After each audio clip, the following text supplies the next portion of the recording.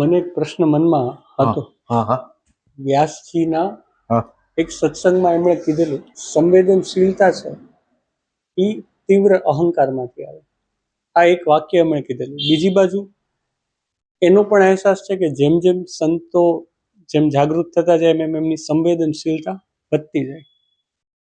એટલે હવે આ બે વચ્ચે ભેદ છે એ તો એટલે હમણાં જે સંવેદનશીલતાની વાત થઈ એને લઈને, પણ ભગવાન એ વ્યાસજી કયા સંવેદનશીલતાની વાત કરે છે અને ખરેખર સંતોની જે સંવેદનશીલતા છે એ બે વચ્ચે ફરક શું છે? એટલે એક અમારે ચર્ચા પ્રશ્ન બહુ સરસ છે. હા, એક જણ જોડે ચર્ચા થઈ હતી કે ભાઈ અહીંયા આગળ આવું ખરાબ ખરાબ થાય છે એટલે એને જે પીડા થાય એ પીડા આખી આખી હું અનુભવું એમ. તો હવે આ જે સંવેદનશીલતા એના અનુભવ એને એમ થાય કે આ હું કેમ કરીને આને ઓલો આમ કરે છે તો એને આમ કરી દઉં અને આને બચાવી લઉં. તો આ સંવેદનશીલતા અહંકારમાંથી છે કે પ્યોર સંવેદનશીલતા તો અહંકારનો જ પ્રકાર છે. અહંકારનો જ પ્રકાર છે. એટલે આપણે શું કરી શકીએ? કે આપણે કરી શું શકીએ? તો એનો અર્થ એમ છે હું કરી શકું એમ છું તો કુદરત કંઈક કરતી નથી. કુદરતમાં કોઈ ન્યાય નથી. હું જ્યારે કંઈક કરવા માંગુ છું ત્યારે મને એવું લાગે છે કુદરત કંઈ નહીં કરે, પણ એ વખતે મને એમ લાગે કે હું કંઈ નહીં કરી શકું જો કોની સહાય નહીં હોય તો. એ એક અલગ વસ્તુ થઈ ગઈ. હવે સંવેદનશીલતાનો તમે જે મુદ્દો કીધો ને, એટલે તમે જાગૃત જ્યારે થાવ છો ને ત્યારે સંવેદનશીલતા તો આવે છે. પ્રેઝન્ટ મોમેન્ટમાં આવો છો, સંવેદનશીલતા આવે છે. હવે એ સંવેદનશીલતા છે એ તમને આમ બેક લઈ જાય છે કે પાછો ઈગોના વિભાગમાં? એટલે દરેક જગ્યાએ આ ડેન્જર છે. કોઈ સારી વસ્તુ છે ને તમે ઈગોનો ભાગ બનાવો છો.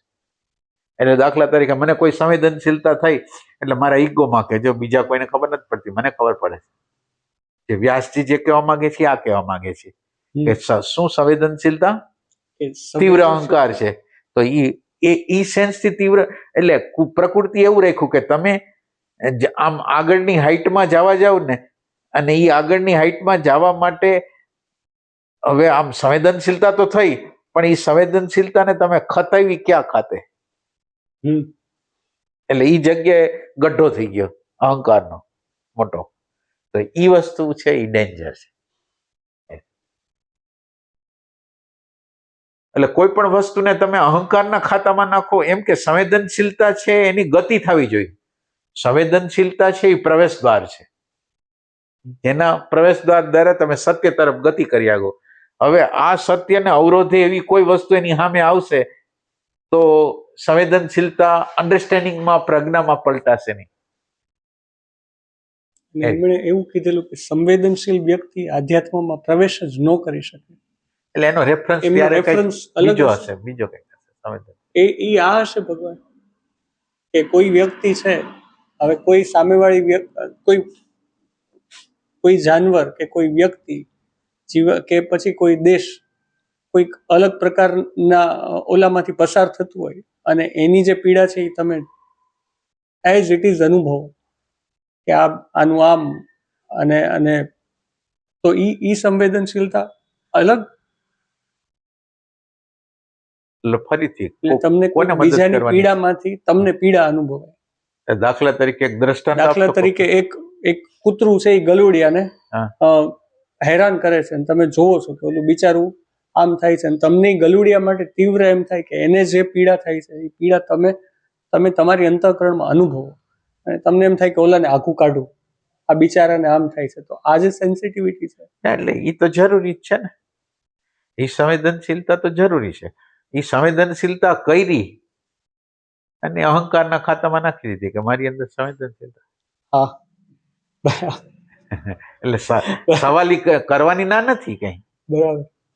તમે એને કે ખાતામાં જમા કરો છો એ સવાલ.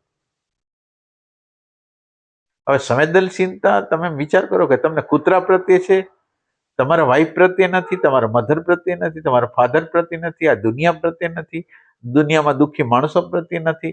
તો આ સંવેદનશીલતા શું? એમ આ સંવેદનશીલતા દ્વારા તમે શું કરવા માંગો છો?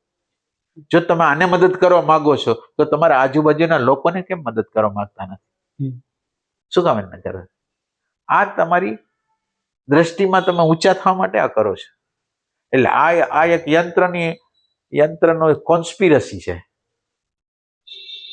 એમ, કે તમને ખાડામાં નાખવા માટે જાગૃત ન હોત તો. બરાબર. એમાં શું થાય, અત્યારની જે કરુણા, જે હેલ્પ, જે બધી થાય ને લોઅર માંથી આવે, હાયર માંથી ના આવે. ગમે એ વસ્તુ તમને લાગતી હોય, તમે દુનિયાને કોઈ પણ પ્રકારની મદદ કરવા માંગતા, બધું લોઅર લોઅરમાંથી. બધું લોઅર.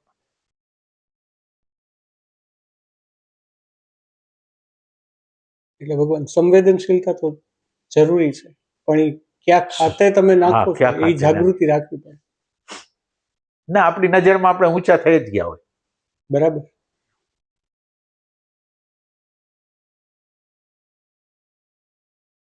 એટલે એમ કે પ્રકૃતિ સૂક્ષ્મ થાય છે. માનો કે તમે સંવેદનશીલતા બતાવી તો એક સ્ટેપ તો આગળ ગયા, પણ ત્યાં જ બીજું ડેન્જર છુપાયેલું છે, બીજું ડેન્જર એ જ જગ્યાએ છુપાયેલું છે. હવે તમે જાગૃતિને વધારશો નહીં એ જગ્યાએ, તો ઈગોના ખાતામાં જમા થઈ જશે. એટલે જે વસ્તુ ફાયદાકારક છે એ તમે સૂક્ષ્મ નહીં બનો તો એ ડેન્જર બની જશે. એટલે જાગૃતિ વધતી જાય, બધું ખુલ્લું થતું જાય, એમ તમારી અંદર જે પ્રકૃતિના અણુ પરમાણુ બનવાના હતા એને બદલે પ્રેમના અણુ પરમાણુ, પ્રજ્ઞાના અણુ પરમાણુ તરફ તમારી ગતિ થાય. એટલે આપણી અત્યારની સંવેદનશીલતા છે એ આપણા ઈગોને વધારે, આપણા ઇમેજને વધારે. બીજું આપણે કોઈને કહી શકીએ કે ભાઈ મારી અંદર ફિલિંગ ન હોય તો હું આ કરું કઈ બતાવવા માટે થાય એમ. ના, એટલે કોઈ વ્યક્તિ આપણા માટે કરે છે અને આપણે એના માટે કઈ ન કરીએ તો મને બાઇટ થાય એમ છે, તો એ બાઇટ ન થાય, અથવા તો બીજી રીતે મારી ઇમેજ એની આગળ હારી રહે એના માટે હું કંઈક કરું. એટલે આ બધું કરવાનું બધું આ યંત્રની ચાલાકીમાંથી હોય. હા.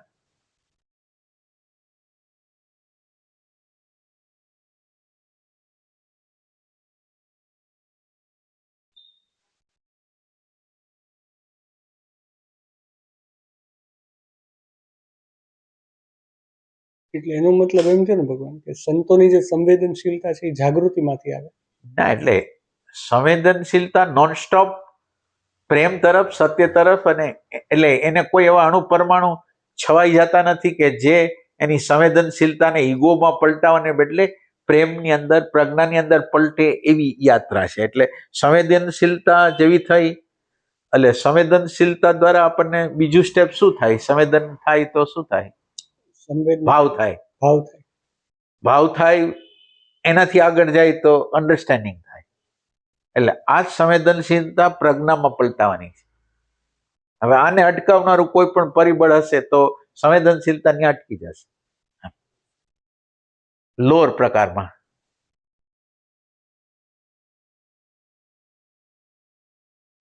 ભાવમાંથી અન્ડરસ્ટેન્ડિંગ થાય એ ખબર ન પડે. ભાવ એટલે પ્રેમ કહેવાય એને. સંવેદનશીલતા પ્રેમનો જન્મ કરે, લાગણીનો નહીં, પ્રેમનો જન્મ કરે. એની અંદર સોફ્ટનેસ વધતી.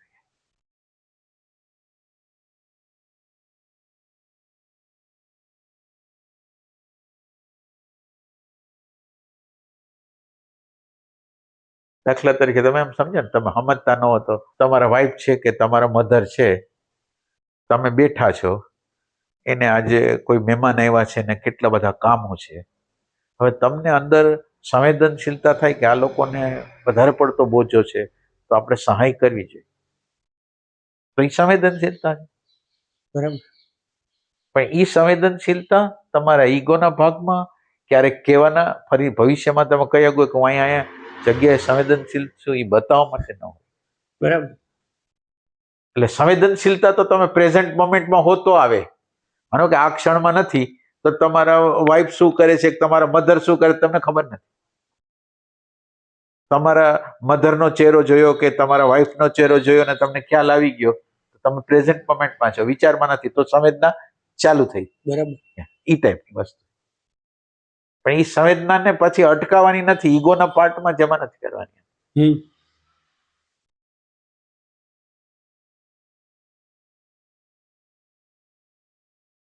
કોઈ વ્યક્તિ આપણને આપણા પ્રત્યે કમ્પ્લેન છે ને કમ્પ્લેન આપણા માટે કરવા માગે છે, તો કમ્પ્લેન કરવા માગે છે તો એ કમ્પ્લેન કરીને ઈ ખાલી થઈ જશે.